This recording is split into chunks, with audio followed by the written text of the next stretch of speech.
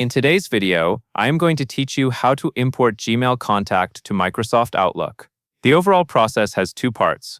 First, you will export your contacts from Google Contacts as a CSV file that is formatted for Outlook. Then you will upload that CSV file into Outlook so the contacts appear in your People or Contacts section. This is a reliable way to bring over key details like names, email addresses, and phone numbers.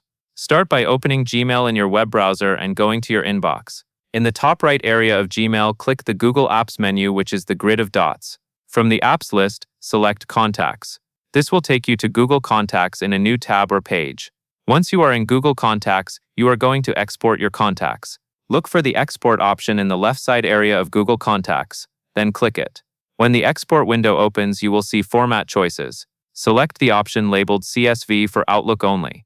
This is important because it formats the file in a way that Outlook can read more smoothly. After choosing CSV for Outlook only, confirm what you want to export, then click Export.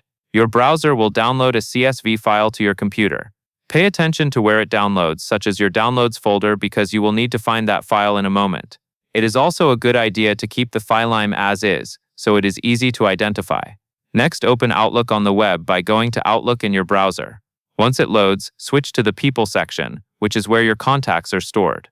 In the People area, find and click Import Contacts. This opens the Import tool that lets you upload a file.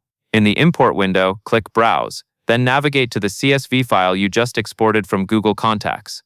Select the file and confirm the selection so it attaches to the import process. Then click Import and wait while Outlook processes the file. Depending on how many contacts you have, this may take a few seconds.